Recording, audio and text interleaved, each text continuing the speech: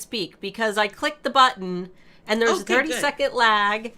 And it's awkward, guys. It's really awkward, but you guys are just going to have to bear with us. Yep. I'm sick. Linda is going to be doing all the talking, and it's going to be great, okay? Which I love. We're not even live yet. I'm looking at the play screen, and it hasn't even started yet on our end. But it's technically started because they're seeing it. They're just not seeing it right now. We're in the future, guys. We are living in the future, and you're not. That's awesome. We should tell them fun facts about the future. What's something that we've learned about the future? What's happened that they aren't aware of? You touched your lip. Linda touched her lip in the future, guys. She touched her lip. We're laughing, living in the future. Oh, okay, now they see us. We're live now, for real this time. They see us and we don't see them. Oh, that's great. Yes. Guys, happy Friday. I'm still sick. I'm so sick that every time I laugh, I do this disgusting laugh cough. I'm going to try to not do that in my microphone. I have coffee in hand, but it's already like halfway gone because I can't control myself. So for those who are joining us for the very first time, which I do see a few of you in the comments, we hang out for the first 10 minutes of every video and wait for our alphas to get online. Few bits of news for you. Mr. Moore, Nate, and I went to go see Tool this week. That's our fun thing that we did on Tuesday. Next fun thing, you guys need to make sure that you grab your Black Friday survival guide because the checklist for that has technically already started. PDF for that is down below. All you have to do is click the link, enter your email. You won't get double subscribed to my email list if you're already on there. I promise. And you'll get a freebie that you can print out and start checking off stuff. If you guys haven't been following my video series every Tuesday, make sure to go back and watch that because that's also going to help you to gear up for Black Friday, which is, how far away is Black Friday, Linda? Oh, what, 3 weeks? No, it's not. Don't say that. No. Don't say that. Yes, it is. It's not. 3 weeks. I know. It's not. I'm prepared already. I've got everything all laid out and well, we can't all be like you, Linda. Overachiever. Man, we're working on it. We're doing like double duty because we also, on top of having a huge launch at Art by Starla Moore, which is expected to sell out in 30 seconds as usual, just how my Etsy shop is. We are also opening Handmade Alpha Academy so that if you want your launches to sell out in 30 seconds, disclaimer, I don't guarantee that, but you know, it happens. We've got alphas who do it all the time, like Amber Marie. Handmade Alpha Academy will be opening December 1st for just 10 days, and you guys can get an awesome discount that is so awesome that we don't even disclose it. Linda. I've done it. Linda done did it. She done did it.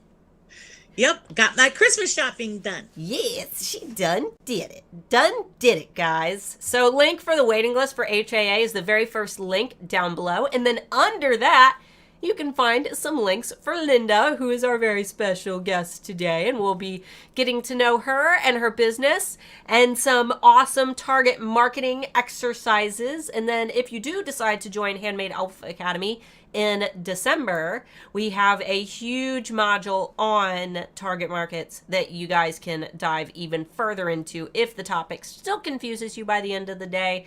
Lots of fun stuff. So, Linda, how have you been? Tell me the scoop, because it's been a while. When was our last Q&A? Oh, last year probably. Yeah, it was it's been awesome. I was in your very first group of Handmade Alphas. Yes, you were one of our very first students. Yep. And really made a huge impact.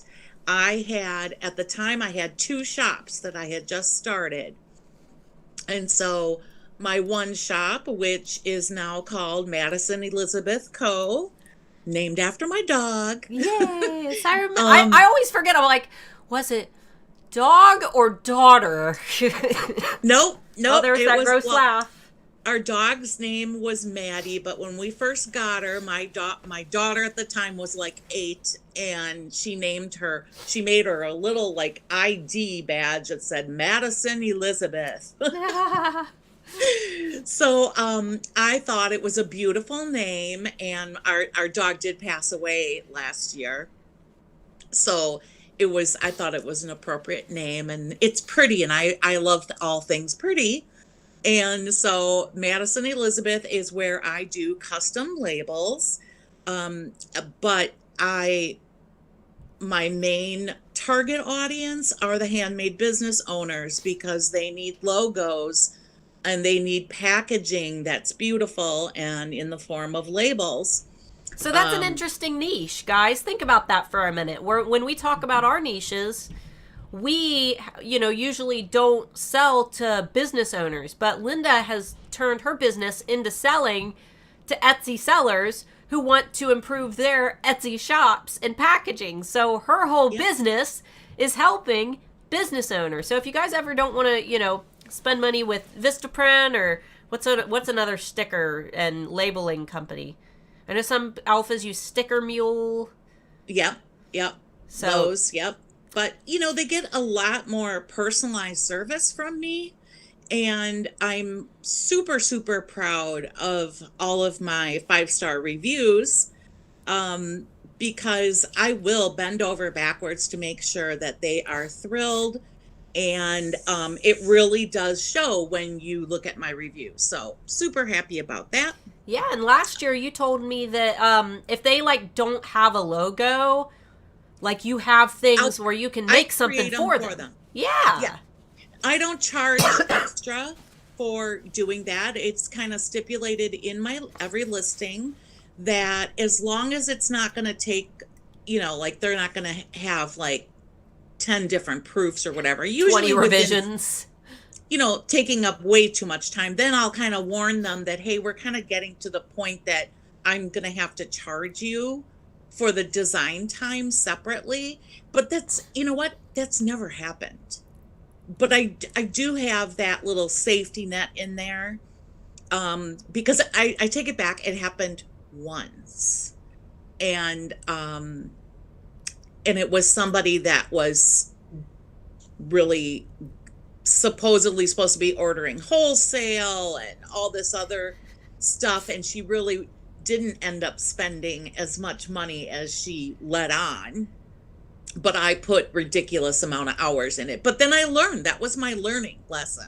Oh, yeah, you got to have bad customers to be able to learn, especially when I see alphas all the time who will say things like, oh, I took a custom order and I did all these, I did all the work and then they never paid for it. I'm like, now you need to either charge full price or at least 50%.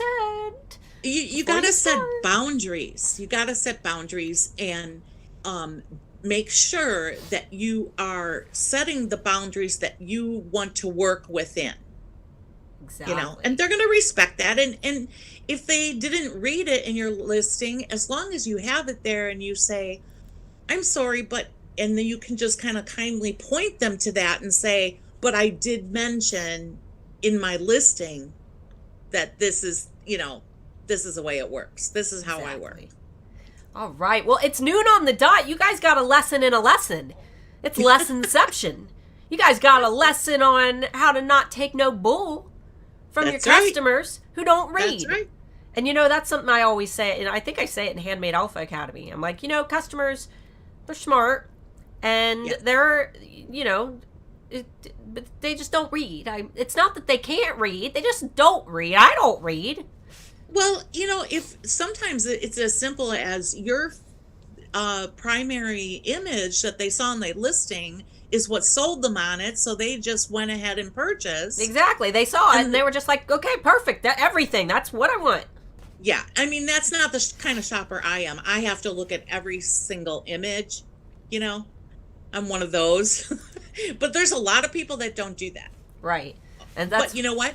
You better have all those filled out. Oh, yeah. And anything that you need to me. say, anything you want to say, anything that's essential should be in those 10 photos. Oh, yeah. Yeah. So, yeah. All right. Again, that's something you learn in HAA. So. And what to put. All 10 pictures. I give you exactly what you should have for all 10 pictures. That way you're not just saying, how many pictures can I Right. take of this mug? I'll take a picture on this side, this side, this side, this side, and this side. And it's almost the Yeah. same picture because it's just a mug. But anyway, all right, guys, it is noon 02 on the dot. Let's go ahead and get rocking. We've got a lot of people in the comments today. Amber Marie is always here, and she said that last April was your last live, which seems that was a long time ago. It seems like forever ago. Wow. It was. And how is she so good at that? She probably, because she will just, if she is faced with a challenge, she runs to the YouTube channel and she knows exactly where to look. She's like, there it is. There's the date. If I say, oh, can someone post a link to this or that or this resource or this website? Amber's like, here it is. She's like a speed demon. She knows exactly what we need. Everyone's saying that they need coffee, guys. You know what you guys need is a Handmade Alpha Friday Q&A coffee mug. Oop, wrong way. There we go. All right, there guys. You go. So, as you know, this is Linda, and we talked a little bit about her shop, but we'll do, since, for those who zipped and skipped the first 10 minutes, we'll do lightning round. Linda, as quickly as possible, let's elevator pitch style. What is your business, and where can they find it? I'm on Etsy. It is Madison Elizabeth Co. And you can just put in MadisonElizabethCo.com. It's and down below, too. Custom labels. Pardon? It's down below. It's linked, like in the description. And I do custom labels primarily for handmade business owners. All right, guys. So if you have interest in upping your packaging, especially for the holiday season, be sure to go click that link down below. You have a VIP list link down below as well, where they can possibly maybe get a little discount if they 20%. 20% discount. And my shop is free shipping for anything over $25. Ooh, yeah. There you guys go. So make sure that you go and check out her links. But today, since she is the queen of niching down and target markets, that's what we're going to be talking about today. But let's go ahead and summarize for the alphas who don't really know anything about target audiences or target marketing. What is a target market, first of all, or finding your target customer? What is a target customer? Okay, so to me, I follow the rule of thumb when it comes to handmade businesses that you are not Walmart. Okay, you don't offer everything that anyone is going to want. You're not a general shop. Okay, you are going to spend your marketing time and efforts to a specific group of people that will love and follow you everywhere for your product. Okay, and take Starla as a perfect example with her skeleton key necklaces. Okay, hopefully everyone knows I sell those. My shop's like linked way down at the bottom. Like I'd put Linda way at the top, and if you go all the way down, mine's like the very last link in the description. So yes, so you need to be aware of what Starla's shop is, but she is extremely niched down. She does not just sell jewelry. She is catering to a very specific client. That's targeting your audience. That is niching down. And the reason that you want to do that is because you're a one-man shop, okay? Two maybe, but at the most. And you need to be really zeroing in on capturing the right audience. And I have a great example. This morning, I'm trying to get some of my Christmas shopping done already. But I asked my sister-in-law for my niece, who is a sophomore in high school. And I said, what does she like? I mean, I have no idea. She's 15. I don't know what to get her. And I don't really like getting just gift cards. So she said, oh, I'll have to think about it. But the only thing I know is she still really likes Stranger Things. The Netflix oh yeah series. I know. I for sure know. I know, I've seen it all. I love it. But I was like, what the heck do I do with that? Like, you know what I mean? Like, so what did I do? Get her a Well, box of waffles. I went on to Etsy and I put in Stranger Things, and I didn't go beyond that. There was a lot of other things I could have chose from, you know, like more specific, like Stranger Things waffles, you know. And it was awesome because I found a perfect sweatshirt for her. I texted, you know, my sister-in-law and said, what's her favorite color? And, you know, I found just the right thing. Okay, that's the thing about niching down, okay? People are going to go looking for you. Someone's going to look for, oh my God, if they love skeleton keys, you know, they're going to search and they're going to find Starla, and then they're going to see all of her awesome reviews, the type of, you know, size of following, how many sales she's already had, and they're going to be like, this is solid. This is somebody I'm safe to buy from. Exactly. And really that's what I look at when I shop on Etsy. And like I said, because I love to support fellow, you know, handmade business owners, that's my first go-to. So if this person, and this is a good example, if somebody has a t-shirt business, and I know there's a lot of t-shirt businesses, if you just say, well, I'm just going to sell t-shirts and whatever somebody wants me to put on it, I'll put on it, you are going to have a really hard time marketing. You know, you're going to be up against all these other people. You need to, Susie Suede is who I think of. You know who she is, right? Susie Suede. She's in HTU. Sounds so familiar. She put out a collection, actually collaborating with Dana from Peacock and Fig. Oh, I know Dana. Yeah. It's actually Dana. I didn't know that. Yeah. Really? It's Dana? It's Dana. Okay, I didn't know that. I didn't either. I found that out, like, after knowing her for years. I found out that it was Dana, and then I was like, oh, so now, yeah. Well, see, that's what happens with online.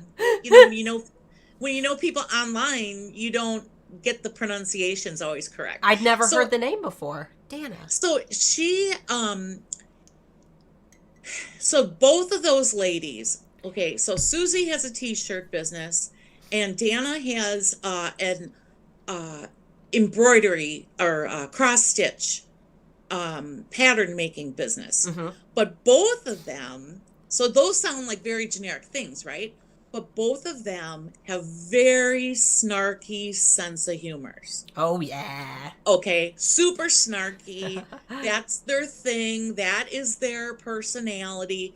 And so they have tailored what they offer specifically to the snarky. Oh, yeah. When I think of Dana's brand, because everybody's got like that, I know that it's not just older, folks who cross stitch. I know people, no. I know teenagers who cross stitch, but usually when I think of a cross stitch, like going into someone's house, I imagine going to grandma's house and her having the home sweet home, little framed cross stitch, nicotine stained thing hanging on the wall. So, but when I think of Dana's brand, I think of like naughty grandmas just because of that. That's like automatically what you think. And she takes not just naughty grandmas, but she also takes, this younger audience who is now coming into cross stitch. And it's just really interesting how she's able to capture all of them just because she's taken something that's been around forever, cross stitch, and she's made it so inappropriate. It's hilarious. You guys got to look up Peacock and Fig.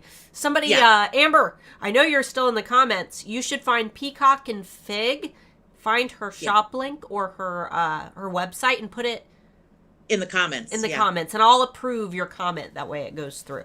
Yeah, I'm on her mailing list, and because I'm always so entertained to see what she's coming out with. And I don't do cross stitch, but I do embroidery. So I'm always watching to see if there's a pattern that she comes out with that I love, that I can then purchase and do it embroidery wise instead of cross stitch. But when she teamed up with Susie, and they have the same, same snarky take to things, I thought it was so appropriate. And Susie, I've purchased many gifts, t-shirts and sweatshirts for friends and family from Susie, because they're great and the quality is wonderful. And yeah, they both have wonderful businesses. They started out small on Etsy. They've taken it a step further and now have websites of their own. But they're the perfect example of taking a very common thing like t-shirts or cross-stitch patterns, and they've niched it to a very specific audience. And those people are going to follow them everywhere. And then the other thing I was going to say is Amber Marie. Amber Marie. She's in the comments somewhere. Yes. She's one of my favorite examples as well, because now you would think, okay, she does custom portraits of people's dogs, primarily dogs, cats, their pets, okay? And she has a very thriving business with that. But because she is so smart, she knows that she doesn't want to be so buried with just doing custom work all day long. So to supplement that, she has the best add-on products that she's made available in her shop. So she's got all these little add-ons like the mugs with that dog's portrait, or keychains, coasters. Yes, I just saw her adding the coaster, like the round coasters today. Like she nails every category. Yep.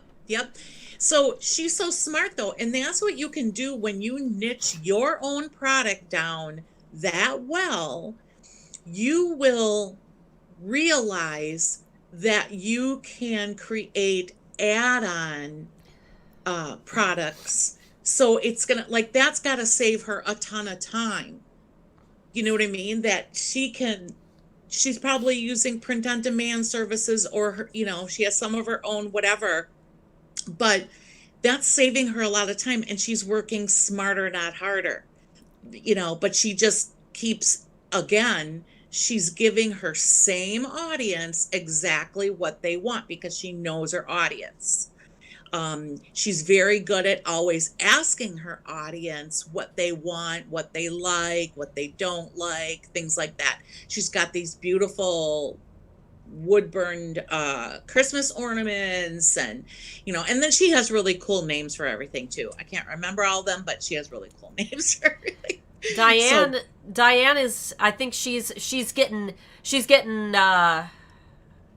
trying to get ahead of us because we mentioned the inception and that we're living in the future, because she wants to know how to get started. How do I get started finding out where our niche is? How do I find them? Where are they hanging out? How do I market to them? So, okay, so let's start like with almost like, we've got someone who's watching today and they just learned, oh crap, I sell everything. I need to niche down. I need to niche down my products and my marketing and my messaging, and I need to capture my ideal customer. So I've kind of got an idea of, a little bit of who they are, but maybe what are like the top check marks that they should try to define when building a target customer?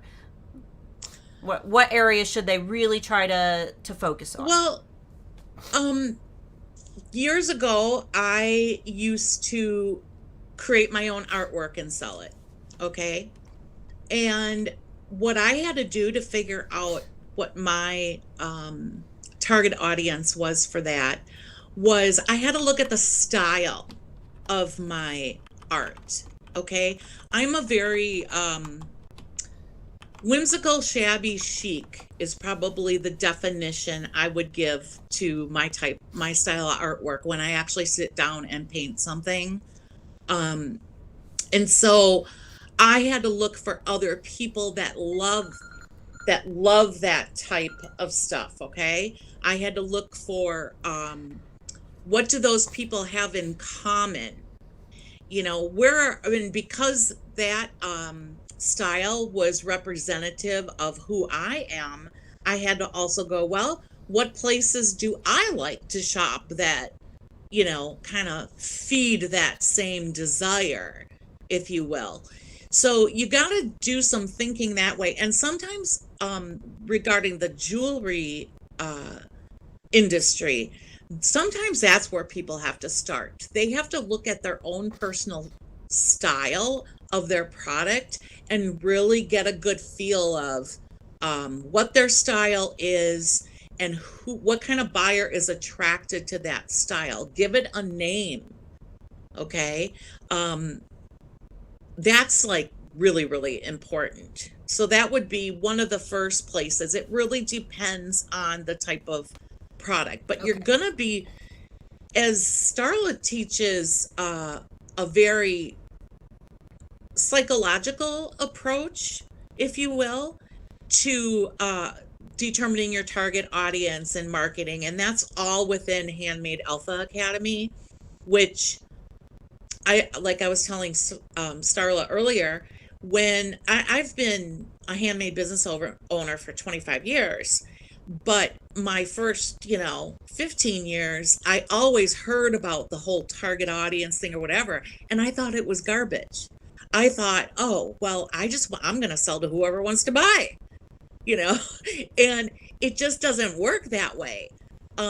Because you can't, again, you're not Walmart. You're not going to have the money to market to the whole world, Exactly. And when it comes to that style, I have two little examples that I presented at Bitchcraft. So for alphas who were actually there, you have to listen to this again.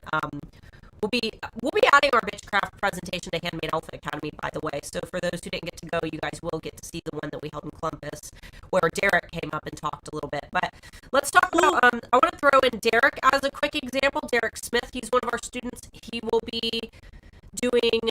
We've got a video with him for the Alpha of the Year Award that we'll be kind of showcasing a little bit of.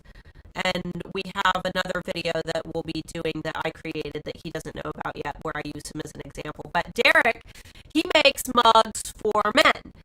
But his challenge was that men aren't buying these mugs for themselves. His target audience were the wives who were buying the mugs for the men. So Derek's challenge in Handmade Alpha Academy, he started out, because he could have made his brand very masculine and woodsy and, very like hipster-esque and appealed to men. But the men weren't the ones holding the credit card. It was the women.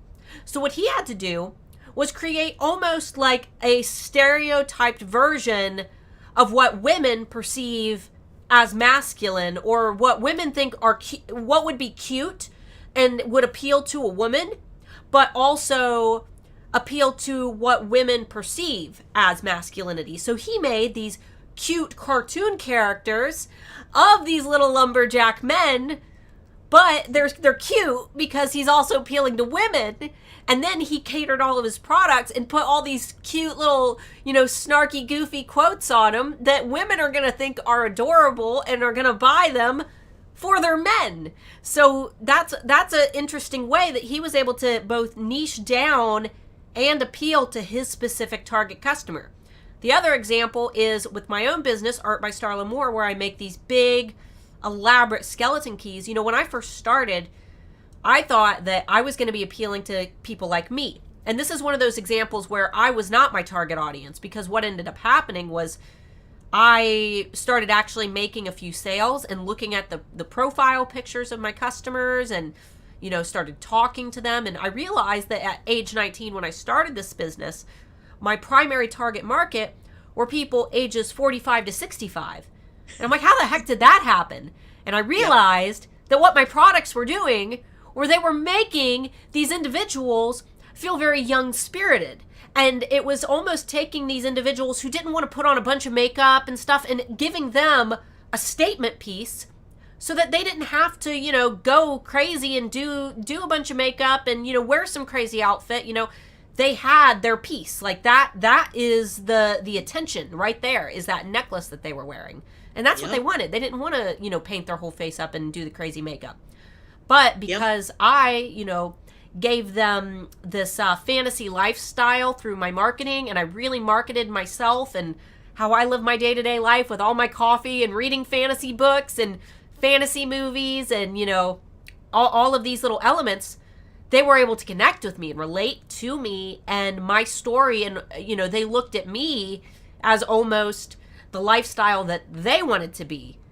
And I think that that's where, for those of you who don't necessarily sell to your target audience, maybe you sell to kids, maybe you sell to the opposite sex and you don't really connect with them, like how Derek, he can't relate a whole lot to the women who he sells to.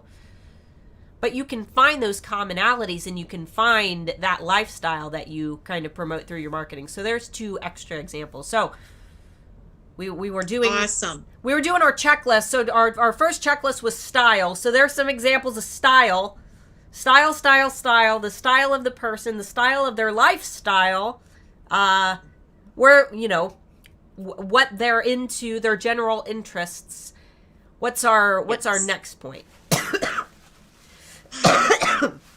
Well, I'm doing this off the top of my head because I don't have a list in front of me. Oh, okay. That's fine. We can. It's like a brainstorming session. We can bounce together.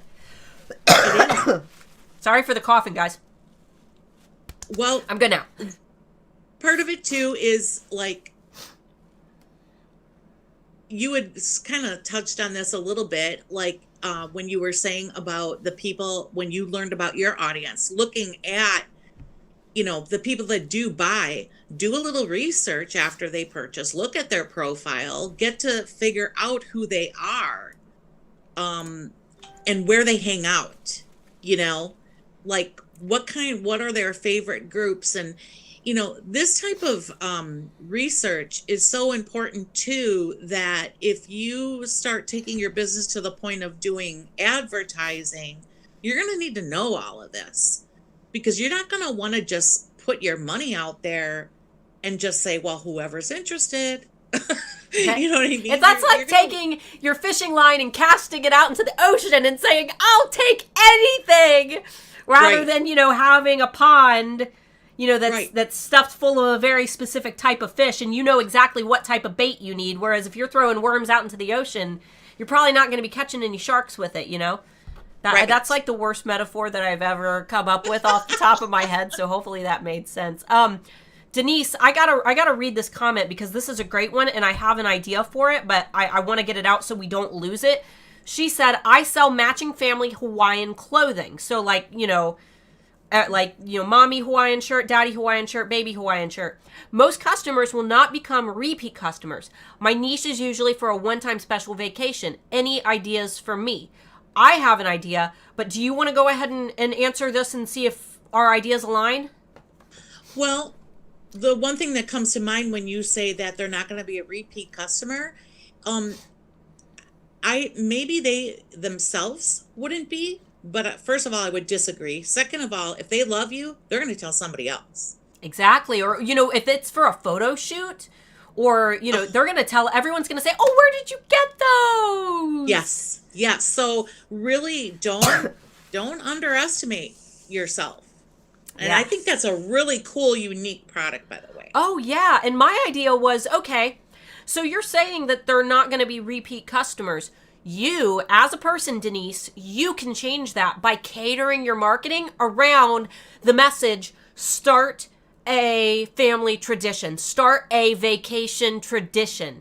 If you imply that this is an item for a tradition, and, they'll have to rebuy, because let's face it, nobody's going to be the same size 2 years in a row. Your kids certainly aren't. I'm not. I'm a perfect example of that just came to mind is the ugly sweater parties. You're never going to wear the same one, from year to year. So they're going to have to come back and buy a new one. Right, and they've already enjoyed your brand. They already trust you. You've already gotten all the love. They don't want to risk buying some junk from somebody else. You've already gained their attention because they bought from you before. Yep. So I would cater your marketing around making it a yearly tradition and try to really push, that they should come back. I would research some fun, less expensive add-on items that coordinate with the whole thing. I would look at that too. All right. So that maybe you have, so if you're capturing their email and you've got them as subscribers, that you have something different, you can get different ideas you can be throwing out at them throughout the whole year. Right. And kind of grooming them for a particular time of year. Right. You could have the whole Santa Claus family wearing your outfits, That would be super cute. There's so many things. Or buy these for Christmas and save them to make your big vacation announcement. A lot of people will buy a family vacation as a Christmas gift and surprise the kids. I see it with, Disneyland all the time. That would be a great marketing pitch. Or, a Valentine's Day family vacation trip. People don't... Well, and yeah, everything. I mean, there's destination weddings. Yeah. And it's endless. There's no limit to that. So that's perfect. So a couple people want to know if they aren't able to see who's buying. Like maybe the person, they don't have a lot of sales. And they're not friends on Facebook, and what if the people don't have profile pictures? How do I know what pages that they're looking at? They want to know, when there's not a lot to go off of and they're just grasping at straws, what should they use to do this initial research? Do you have any suggestions there? Well, one of the things I would do was I would really hand your product over to a couple people and get their off the cuff responses. Yeah. Get their feedback on, be honest, not going to hurt my feelings. Who do you think would enjoy this type of thing? Why do you think that? Because you want to pick up on what they're seeing. Sometimes it's an emotion. You want to be able to pick up on that. Maybe make them like a little printout that says, what gender, how old do you think the person who would enjoy this product would be? What kind of clothes do you think that they would be wearing? Right. Where could you, if you make jewelry, where do you think they would wear this type of jewelry or this type of shirt? Yes. Maybe have them try to doodle a little picture of the person. There's a million ways that you could do it, but try to do that with maybe like family members, friends, alphas in the group. Just get a few people to kind of come together and then pull the commonalities from that and really pay attention to the answers that were the same while polling. Because when you start out, you don't have a lot of sales. You don't have a lot of customers, especially if you're doing the research before the product, which, like I said, in Handmade Alpha Academy, we have a very specific way to narrow this person down step by step, even before you have a business or a product to sell. But if you're, just trying to get something as quickly as possible out there, you have to really just try to create an image of this person and then modify it over time. Because as you make sales, you will start to see more profile pictures, and you will start to hear how people are using the products, and you will start to get messages of people thanking you and saying, oh, I bought this for my grandma.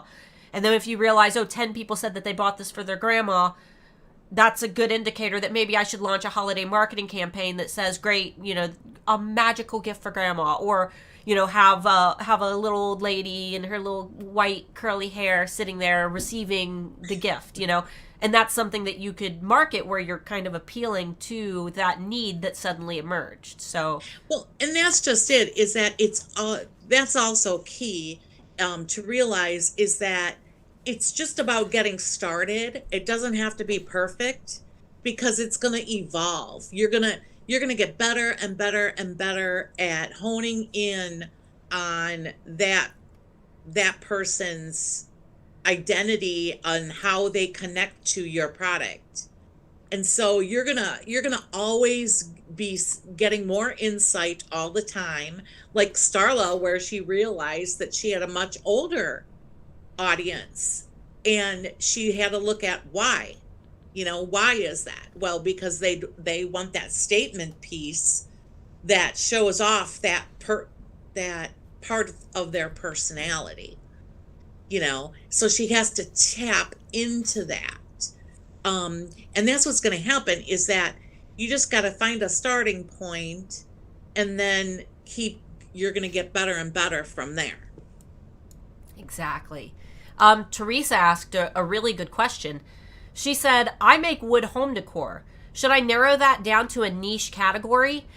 Open different shops for different niches? Farmhouse versus primitive versus scroll work? And I mean, I hear all those things and they all kind of go together to me. Yeah, you gotta be really careful about niching down. Even though my custom label shop, I prefer to hone in on the handmade business owner. However, I get people for their weddings all the time. My number one bestseller is my clear labels that I show a mock-up on a mason jar. And I do these wedding ones all the time because people are making party favors. And so I don't shy away. Hello, I'm going to make those for them. But is it my number one go-to audience? No. But when it's kind of wedding season time, I'll go out of my way and market to them because I get them anyways. So I have to keep that in mind when I'm designing new products that I'm putting out there. They're, my wreaths that I have created that are a design that go on labels. Those are the most popular. Earlier this year, I had to put out a collection of 10 different new type style of wreaths because people were asking for different colors and, specific things. I've got the candle makers that come in there and they want a wreath that looks like the lavender scent, so I had to do those. And, so yeah, even though I create and I kind of tailor to the handmade business owner, I'm also, I have to be aware of those other shoppers that are out there. Yeah, like maybe a bride might want that wreath to seal her wedding invitations with, Yeah, I get a lot. But again, so I do have that secondary market, But the best part is that I'm going to get a lot more of my repeat customers from those business owners. Exactly. And I know that. And you're not excluding anybody, guys. Like when we say defining that target audience, just because I shifted my marketing and I started catering my marketing to, my older audience. And please, every time I say older, people get mad at me. Older than me.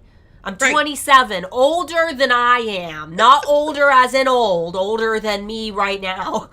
But yes. When I started catering to a more mature audience than me, where I am right now, what I noticed was that I still got sales from people my age. I wasn't excluding them at all. It's just when I cater my marketing, I picture, my lady. I usually like to think of her around 55, like right in the middle. I like, of my demographic. I put her dead set in the middle of my low point and my high point.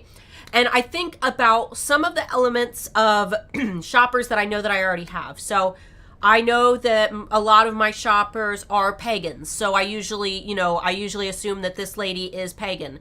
And I know that a lot of my shoppers, they're into like incense and crystals and all of these magical, all these magical things, and Harry Potter and Lord of the Rings and dragons and fantasy. So these are all the things that I bring together.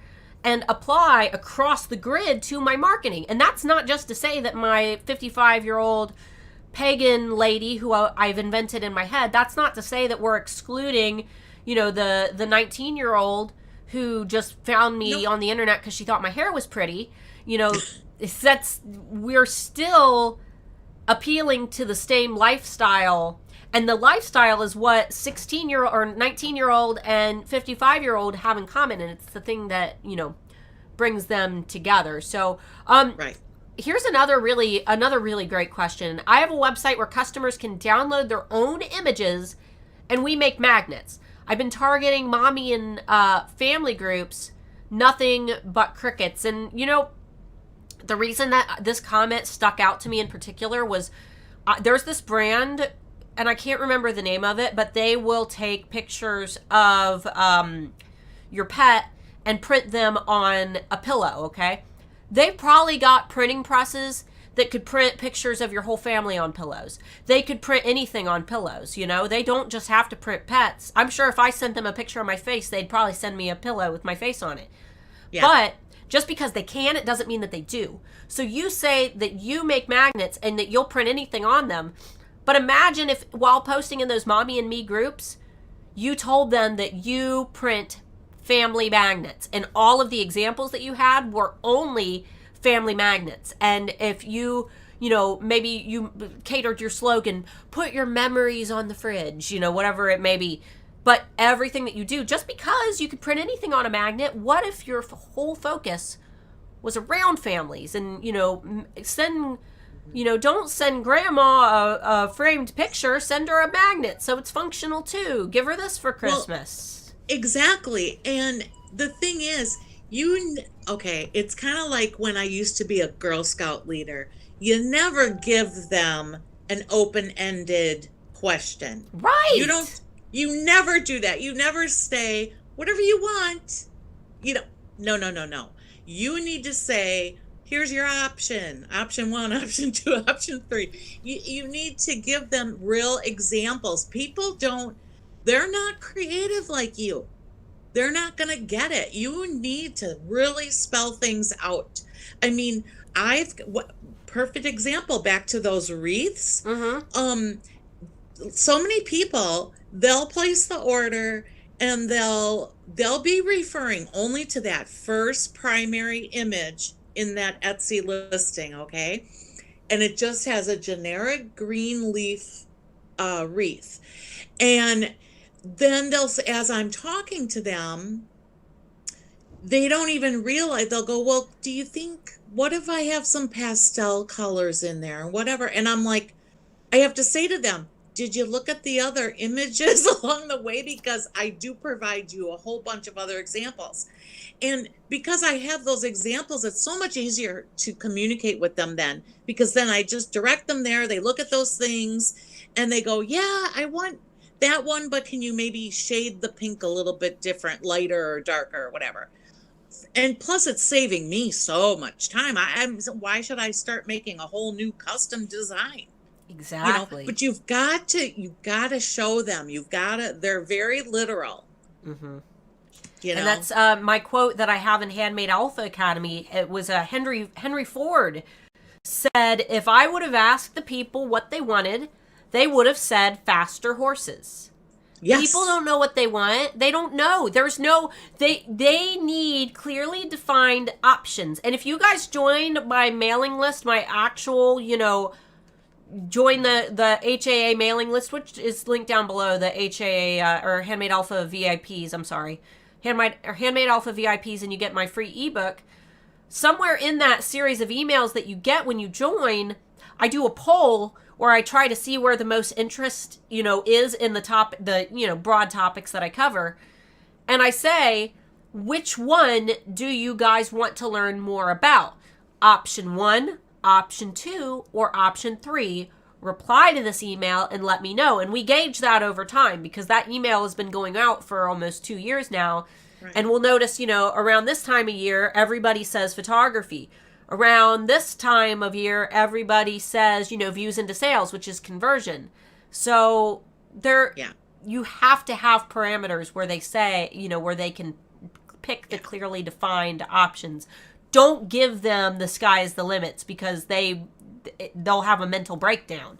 People don't like that many choices. And a great book for you guys is called The Paradox of Choice by Barry Schwartz. It covers the psychology of choices and why having too many choices is actually not good for the brain. It's actually very bad for the brain. It's not how the brain is designed. And he goes into the psychology of how countries that have more freedom, the population of people tend to be more unhappy because there's constantly comparative nature taking place. And how, as more choices open up, especially if we look in America, all of the choices that we have, notice how our levels of depression are also going up over time. But when we look at these countries who have virtually no freedom at all, why the heck are all these people so happy? You know, and I'm not saying that it's right or that we shouldn't have freedom, but there is a lot of natural psychology that goes into it. So The Paradox of Choice by Barry Schwartz-Lowe, amazing book, highly recommend it. But he's also got a great TED Talk. If you don't want to read like the whole book, he covers a lot of it in a TED Talk. So there's that little bit. That'd be my version. Yeah, the TED Talk. It's great. He's got like some great visuals, but the book itself, huge eye opener. There's a great little political cartoon in there that says, back in my day, we worked every day and we did this and we did that and everybody was happy. And, I've noticed that, older generations tend to, even the ones that, lived during the Great Depression, they're always still just so cheery because they realize life's not that bad. It's funny because my husband and I, I'm in my 50s, okay? Mm-hmm. And so we talk about all the time how, we grew up without cell phones. Mm-hmm.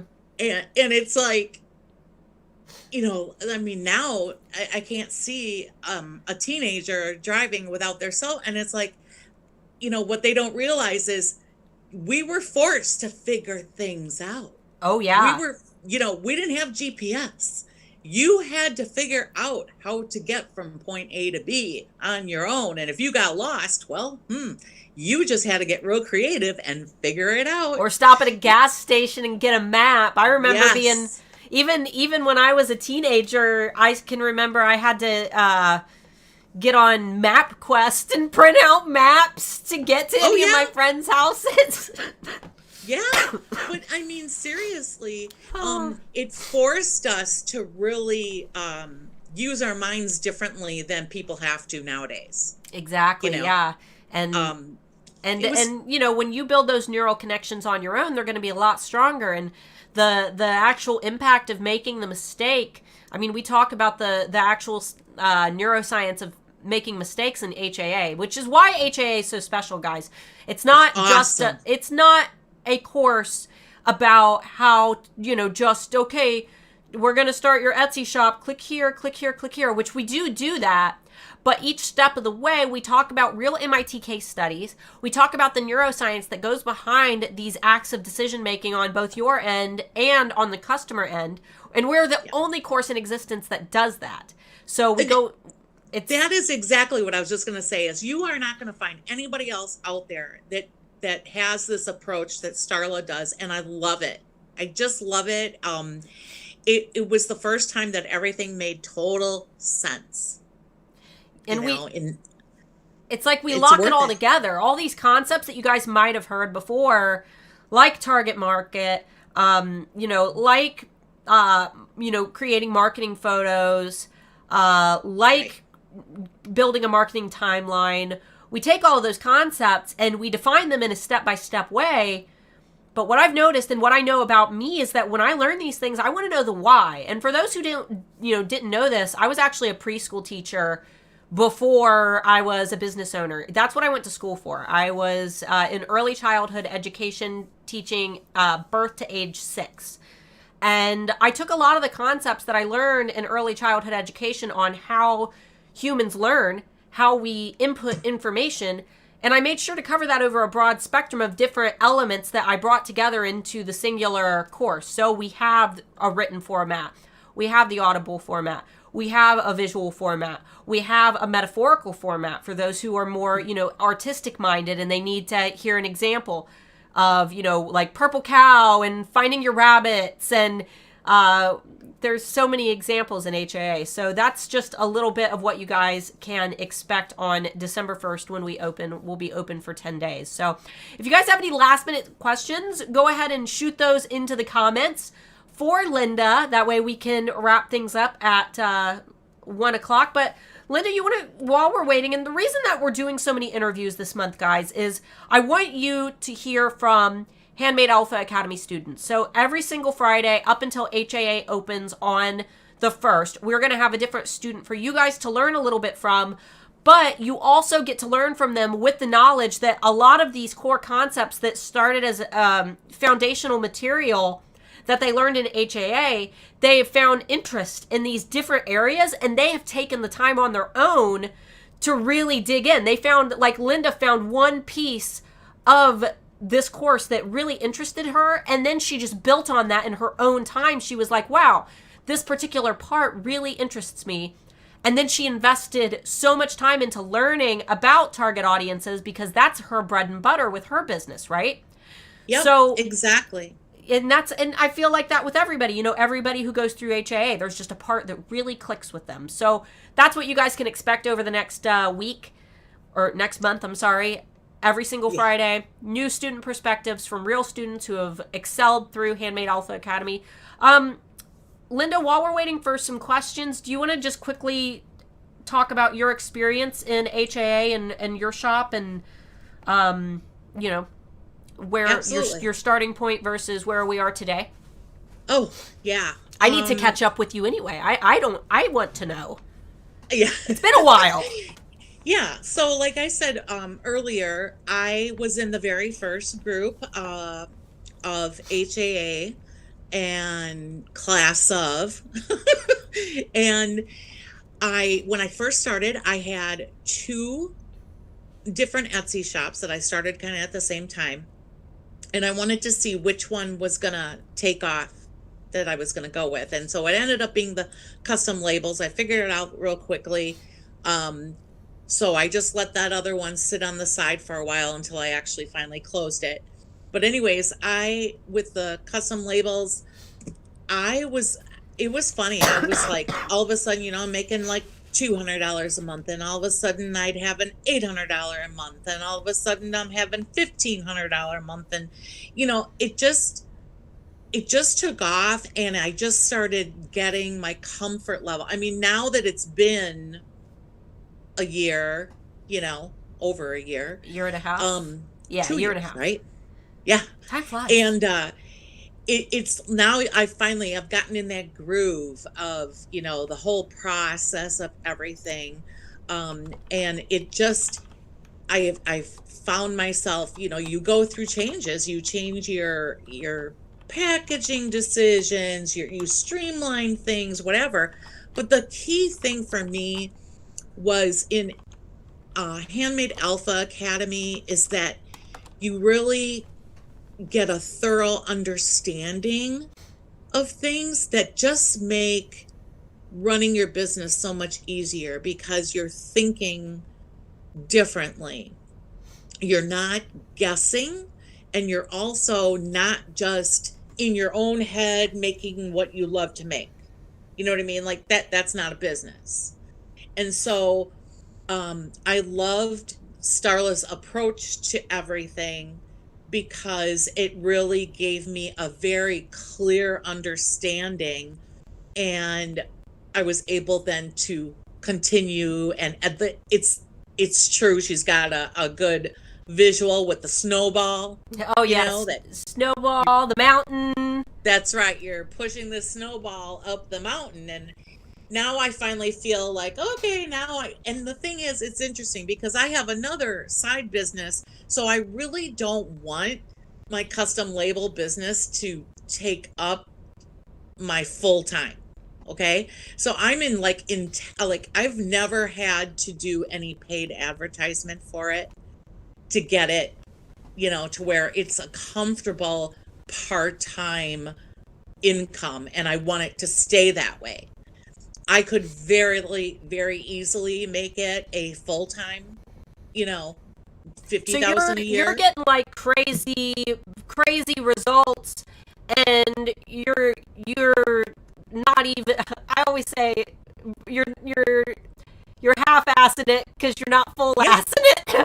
yeah. And it's exactly what I want it to be. And Oh that's what I yeah, love. I mean, so many people are, it's like, and it's allowing me, it gives me enough of that money, but yet I also have my free time to do the other things that I love to do. And to me, isn't that why we become handmade business owners to begin with? oh yeah. I mean, if I were to put 100% of my time in, like, I used to just do the keys full time. Yep. And I had to kind of step away from Same. Art by Starla more a little bit. And I do low demand or low numbers because my demand's so high. I keep my product numbers so low, so my demand stays high. That way, I'm not having to constantly, Mhm. just sit and make keys nonstop. Instead, I just price very, very, very high. Because you're doing HAA. Oh yeah, because I've got to have Exactly. time to sit here on Fridays and do this. I have to have time, on the weekend to record our Tuesday videos. I have to have time to do the research. I have to have time to sit and work with students in HAA. And on top of that, I also run a top 1% Etsy shop. So, Yep. when it Yep. comes to your business though, and if you guys want to make your shop your gig, and you don't have like the two things that you have to do all the time, you just want your one shop to be your bread and butter, like Amber Marie, then Yep. you do have that option, because I know that there's tons of you who do want that and who want it full time, and we have so many alphas who are there and who have Yeah. been able to do it. But I'm going to throw out this disclaimer that HAA is not easy. The step-by-step format is easy. It's easy to watch it. I make it as easy as possible. But the parts that you guys have to do are not easy, because you Right. have to be treating it like a job. You have to be in there every day, or, as much as you can every day. Even if there's a time when you have a slow period where you can't be in there every day, you have to keep that discipline up and make sure that you're working and moving forward and investing the time in. And for those who invest the time in, you see it. You see Yes. the results that they get. You see Amber, you see Derek, you see Linda, you know? Yeah. So, You will, it's, you're going to get out of it what you put into it. You really are. But everything really is there for you from Starla, and the quality is just top notch. And I consistently recommend it, because it's the first time I've had an Etsy shop since 2007. And, but I just dabbled, you know what I mean? As far as randomly throwing products out there and whatever. I didn't really understand in those early years about all of this other stuff that we talked about today. And so when you're putting all this other stuff together that you learn in Handmade Alpha Academy, that's when you start, all those bells start going off in your head, and you realize, no, this is the way I should be doing it. This is making sense. And in turn, you're selling yourself the way you should be, exactly. you know. We did get So one final question. So we only got one. We just got a lot of thanks and lots of claps of agreement. But our last question is from Amy. She wants to know, so after you go and find your target age group, the question from other coaches or other teachers say to find out where they're shopping, how does that help with your niche, and how do you find the shopping info out? So finding out where your target audience is shopping, I think that those things all just kind of play into style. they do, because when you find out where they're shopping, like let's say their favorite, maybe they go to Pier 1 more than anything else, Oh yeah. And I can see like the nautical, the blue and the white and the navy and the, Yes. you know, Yes. So you got to look at what is that shop offering that appeals to them. or maybe you And make body products and you look at Bath and Body Works and the scents that they have out.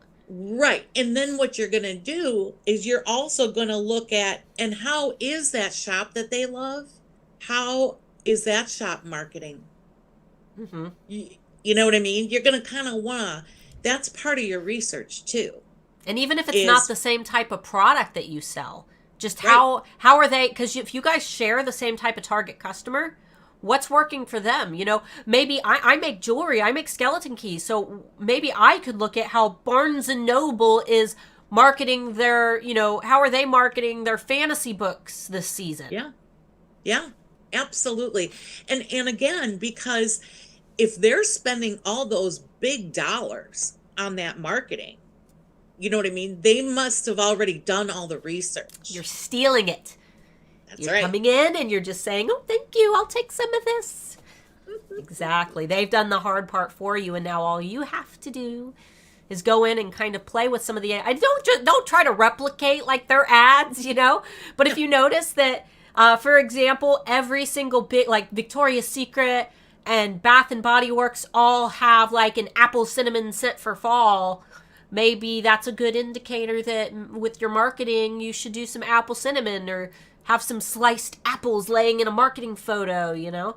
There's a million ways that you can use that information. So just start taking notes, take screenshots, save photos that you find, make yourself a little folder of different ads that you found that really, you know, inspire you, and go from there. So, all right, I think that is a wrap since we're down to our last 2 minutes. Linda, do you have any last words of advice, encouragement, or anything that you want to tell the alphas before we sign off?